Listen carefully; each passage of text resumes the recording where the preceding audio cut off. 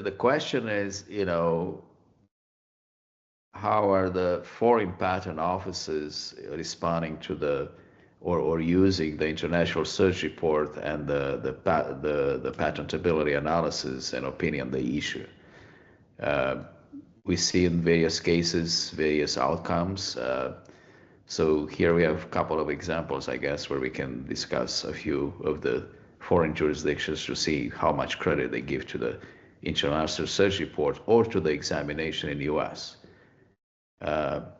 So, Angela, maybe you can tell us what you saw in a recent case in terms of the U.S. examiner relying on the references cited in the international search report, or the European examiner or the Mexican examiner, how are they using that international search report? So, yeah, please go ahead.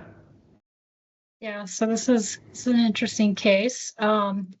So with the PCT, the examiner found a lack of unity with 7 different groups and a number of species. The U.S. examiner, so this was a continuation in part application.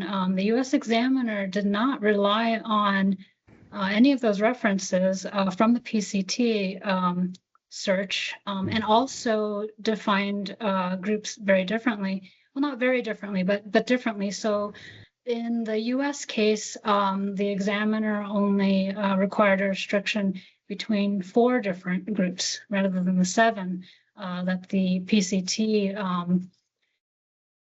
search report was requiring. And so in addition, the U.S. examiner did not rely on the PCT references, found their own references to use to examine. And so we did elect one group, one species, and the examination was fairly straightforward. We did get an obviousness rejection. We canceled those claims because we had some good allowed claims, so some good claims to move forward with, and so that was it, and we got that patent issued, and that was really good. Now, when we got to the European national stage for that PCT, the European examiner treated it a little bit differently, used the same groups as the PCT treatment, as well as the same references, and in addition brought in some more references to rely on. In this case, based on our experience with the U.S. application, we had already gone ahead and made some amendments to the claims sort of preemptively to try to head off some of what we already knew was coming. But because the examiner treated this very differently, it didn't go quite the same way as with the U.S. examination. So then we have a number of other countries that have entered the national stage. And so in one example, we have Mexico. We have an application there. And in this case, the examiner in Mexico sort of deferred to the U.S. examination, saying, we noticed that you have an examination going or was going in the U.S. and you successfully made it through that process. Please go ahead and amend your claims to follow that. And so we did that, and that is also in process. So we have India, another national stage in India. Now this one's also different. But they, like the European examiner, relied very heavily on the PCT outcome. So the same groupings for lack of unity, as well as the same references. In addition, they have a lot of other formal requirements that are different. And as well, they appear to have really heavily relied on not just the PCT, but the European examiners' reports as well. And so they are really following the European model. And so it's a little bit complicated.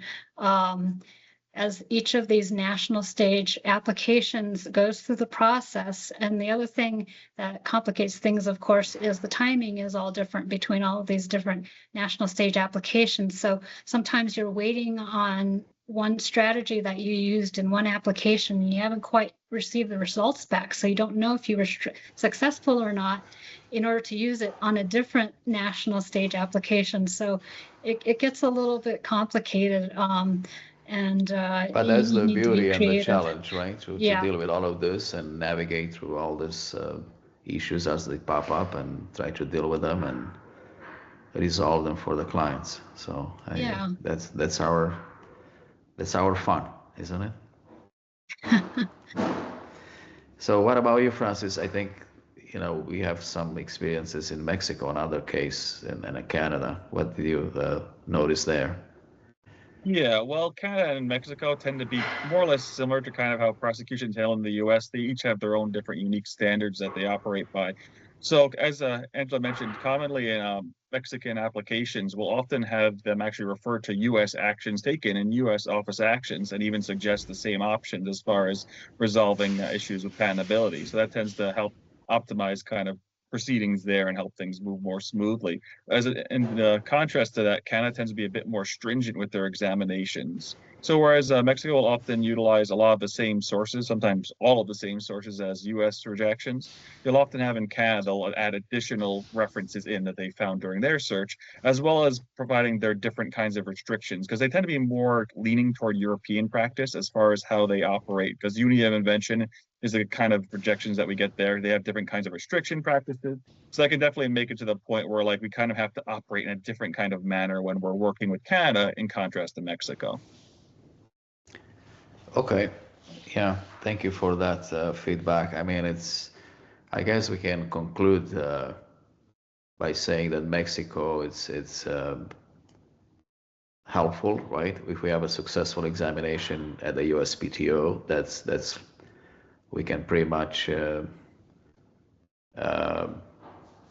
get a similar pattern with similar claims, similar amendments in Mexico.